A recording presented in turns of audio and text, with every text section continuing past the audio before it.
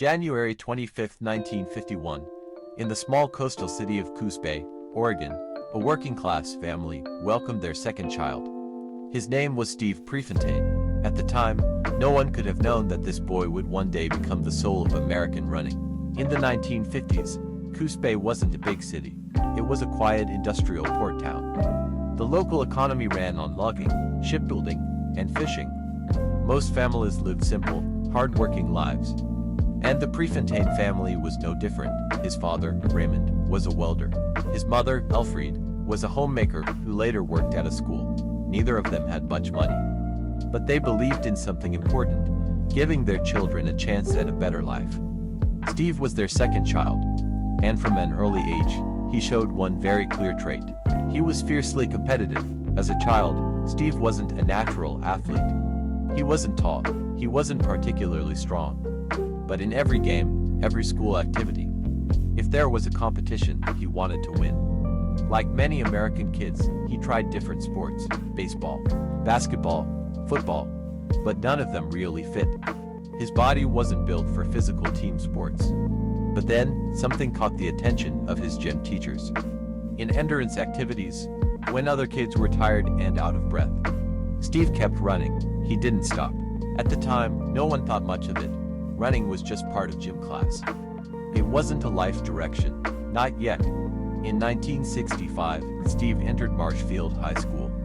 Coos Bay was small, but the school had a strong sports culture. Steve decided to try out for the track team. At first, he wasn't special. His times were average, nothing stood out. But his coach noticed something different about him. When practice ended, Steve kept running. He pushed himself further than anyone else, and his improvement, it was fast. Within a year, he went from an ordinary runner to a key member of the team. In high school, Steve's racing style began to take shape, and this style would become his signature. Most long-distance runners raced conservatively. They'd save energy for the final lap. Steve didn't believe in that. He believed in something simpler: take the lead from the start. Make everyone else chase you. It was risky. If he pushed too hard, he could collapse at the end. But Steve didn't care. He believed the race should be controlled by him. If someone wanted to beat him, they'd have to keep up. That style made his races unforgettable. By his junior and senior years, Steve was breaking records. In 1968, he started winning at the state level. His times kept dropping. His confidence kept growing. In 1969, he won the Oregon State Cross Country Championship. By the time he graduated, he held multiple state records, including the 2-mile run. Suddenly, Steve wasn't just a local star. He was one of the top high school runners in the country. College offers started pouring in. But one school stood out: the University of Oregon. The University of Oregon had one of the best track programs in America. And their head coach was Bill Bowerman, a legendary figure in running. Bowerman saw something special in Steve. Not perfect technique, not world-class times yet. It was his attitude, his courage, his refusal to play it safe. Bowerman believed that kind of spirit could become greatness. So he invited Steve to join the Oregon track team.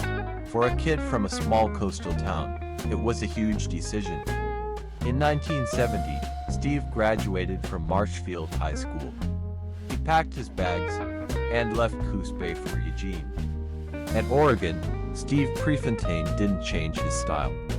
He kept running the same way, from the front, from the gun. It was bold, it was risky, and the crowds loved it. He believed, if you want to win, you have to control the race, and he did. Between 1971 and 1973, he won 7 NCAA titles. That's unheard of. In race after race, he'd take the lead early, and he'd hold it. In Eugene, running wasn't just a sport. It was a culture, and Prefontaine was at the center of it. When he ran at Hayward Field, the stadium was packed. Fans would chant, "Go Pre, go Pre." He fed off that energy. And he gave them something to believe in. He was setting records. In the 5,000 meters, the 10,000 meters. He became America's best hope in long-distance running. But there was another side to him. In the 1970s, amateur sports rules were strict. Athletes couldn't make money from running. Many had to work part-time jobs just to survive. Steve hated this system. He spoke out.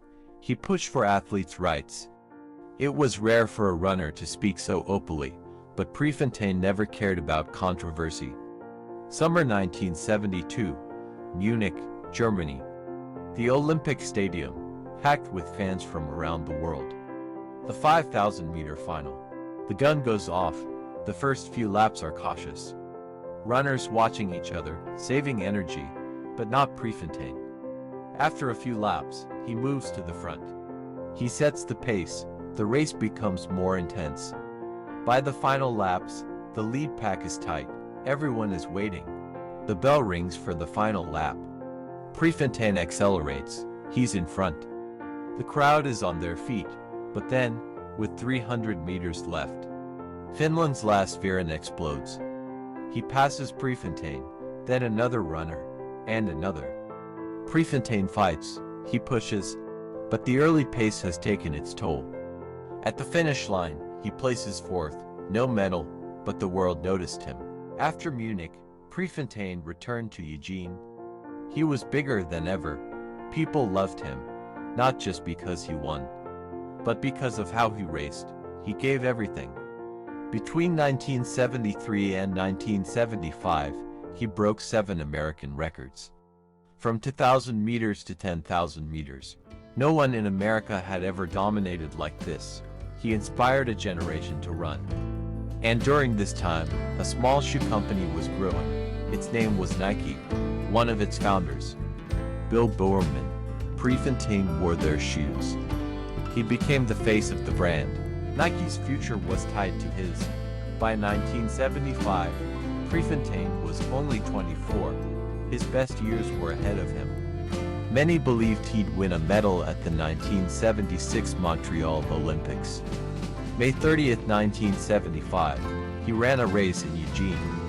Afterward, he went out with friends. Later that night, he was driving home. On a winding road, his car went out of control. It flipped. Steve Prefontaine died instantly. He was 24 years old. The news spread fast. Friends, fans, strangers, everyone was in shock. In Eugene, thousands gathered to remember him. They left flowers and running shoes at the crash site. Today, that place is known as Freeze Rock. Runners from all over the world visited to pay respect, to feel connected to something bigger. In American running history, there are champions, Olympic gold medalists, world record holders, but Steve Prefontaine never won an Olympic medal. Still, decades later, his name lives on. He became a symbol of courage, of passion, of running with everything you have. As he once said, to give anything less than your best is to sacrifice the gift. Steve Prefontaine didn't just run races, he showed people how to live.